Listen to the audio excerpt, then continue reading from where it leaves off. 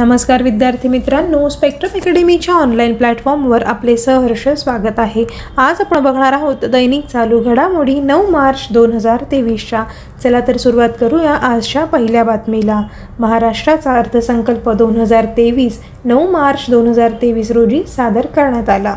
महाराष्ट्राचा अर्थसंकल्प 2023 अर्थमंत्री आणि उपमुख्यमंत्री देवेंद्र फडणवीस यांनी सादर केला।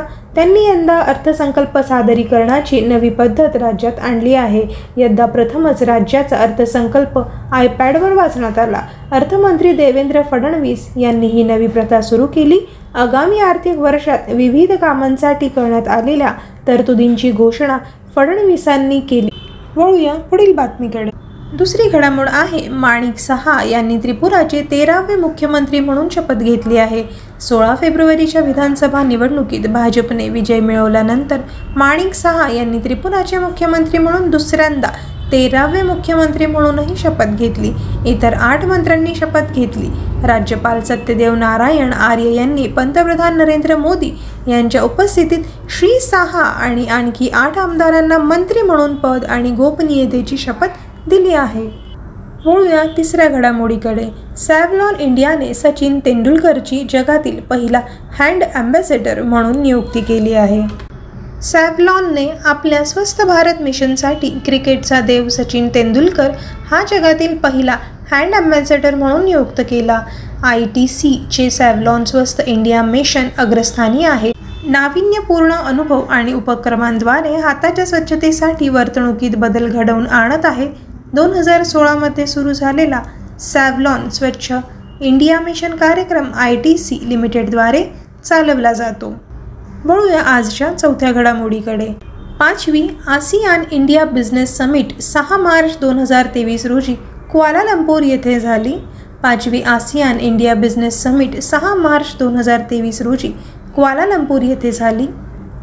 आसियान आणि भारतातील वक्ते आणि सहभागींनी आसियान भारत सहकार्याच्या माध्यमातून व्यावसायिक संबंध, कनेक्टिव्हिटी आणि पुरवठा साखळीतील लवचिकता कशी वाढवता येईल यावर चर्चा करण्यासाठी बोलावले।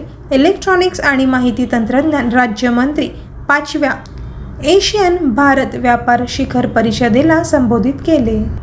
वळूया आजच्या 5व्या घडामोडीकडे। केंद्रीय राज्यमंत्री डॉक्टर एल मुरुगन यांनी 8व्या राष्ट्रीय छायाचित्रण पुरस्कार प्रदान केले। केंद्रीय माहिती आणि प्रसारण राज्यमंत्री डॉक्टर एल मुरुगन यांनी नवी दिल्ली येथे 8व्या राष्ट्रीय छायाचित्रण पुरस्कार प्रदान केले। आजच्या समारंभात व्यावसायिक आणि हौशी श्रेणीतील प्रत्येकी 6 पुरस्कारांसह एकूण 13 पुरस्कार प्रदान करण्यात आले। व्यावसायिक श्रेणीसाठी थीम लाईफ अँड वॉटर होती, तर हौशी श्रेणींमध्ये भारताचा सांस्कृतिक वारसा ही थीम होती। वळूया विद्यार्थी मित्रांनो 6व्या घडामोडीकडे। ग्रुप कॅप्टन शालिजा धामिया पहिल्या महिला IAF कॉम्बॅट युनिटचे नेतृत्व करणार आहेत। भारतीय हवाई दल IAF मध्ये एक महिला अधिकाऱ्यासाठी पहिल्या कमांड नियुक्तीमध्ये ग्रुप कॅप्टन शालिजा धामिया यांची पश्चिम क्षेत्रातील आघाडीच्या लढाऊ युनिटची कमांड घेण्यासाठी निवड करण्यात आली आहे। IAFच्या इतिहासात प्रथमच एक महिला अधिकाऱ्याला फ्रंटलाईन कॉम्बॅट युनिटची कमान देण्यात आली आहे। धन्यवाद विद्यार्थी मित्रांनो, स्पेक्ट्रम अकॅडमीच्या YouTube प्लॅटफॉर्मवर असेच नवनवीन व्हिडिओ ऐकण्यासाठी बघण्यासाठी स्पेक्ट्रम अकॅडमीच्या YouTube चॅनलला सबस्क्राईब करा, व्हिडिओला लाईक करा, शेअर करा आणि कमेंटही करा। अर्थातच व्हिडिओ लाईक केल्याबद्दल धन्यवाद।